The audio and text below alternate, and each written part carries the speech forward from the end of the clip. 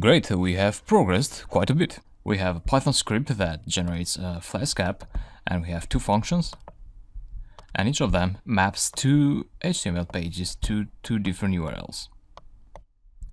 And this is our website with two web pages. In this lecture, we will add some CSS styling to this website so that this looks just like any other modern website, and it is visually appealing and it doesn't look like in the 80s. Alright. To do that, we have to do basically two things. The first thing is we need to create a CSS file and write the CSS code inside it. And the second thing is, once we write this CSS code, once we have the CSS file, we need to link to it from our layout.html file. CSS is as easy as HTML, so if you don't know it, I would suggest you look at some tutorials, and I'm sure you'll get used to CSS very quickly. And I already have a CSS file that will stylize my website. I'll cut this and put it in a folder which I'll call static. Inside here I'll create another folder and call it CSS, and I'll paste the CSS file just inside here. So let me close this. As you see, the folder I created and the file has been reflected in the tree view here inside Atom. So the idea is that Python looks for static files in the static folder. So here inside static folder you can put different files. For example, if you want to add an image to your website, you'd create a folder here called images and then put images inside that folder. Then you can link those static files from your layout HTML page or from any other pages. Now, before opening the CSS file and going quickly through it, I'd like to show you how you can link to the CSS file. Now remember, the visible part of an HTML code goes inside the body tags, while links, like links to JavaScript files or links to CSS files, go outside of it. And those should be put inside head tags. So head here and head there, and then we have a link tag. And the rel there means the relationship. So the relationship to the file we are linking to is a style sheet. So we are sort of declaring the type of the file we are linking to. So it's a CSS style sheet.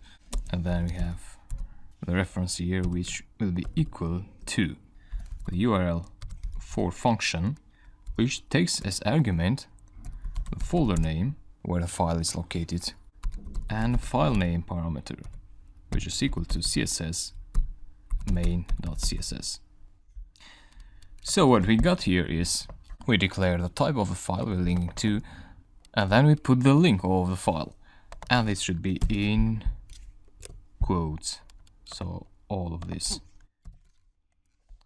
And I'd also like to add a title for the website. Let's say Flask app. That's it. I'll save this and I'll go and try out the website. Whoa! Can you see the difference? Yep. We have the menu here very nicely, about page, home page, and we have the title just here. And then the content of the web page goes here. Now all these bars here, the background color, the paddings, all these have been defined using CSS. So let's go ahead and have a look at the CSS code. Here it is. I believe this is quite self-explanatory, but anyway, what we have is basically this is an HTML element. So the body is here.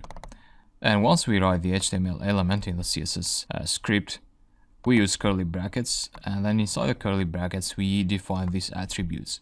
So the margin, the padding, and the font family for the text, and the color of the text.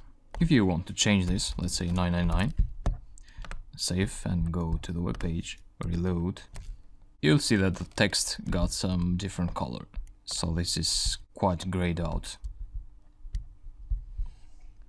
So that means this attribute here is affecting the body of the website. I'll put this back to 444.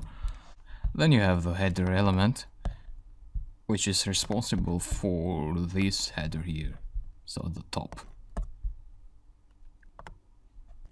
Then if you want to stylize a specific part of your web page, let's say only the logo, which is this one here, you'd have to refer to the header first, and then to the h1 element, and then you refer to the logo class. So this is a class name, just here. And so on and so forth. You can look at this code at your own pace, I believe. So the logic is the same. Great. And now we are ready to deploy this website online on the cloud.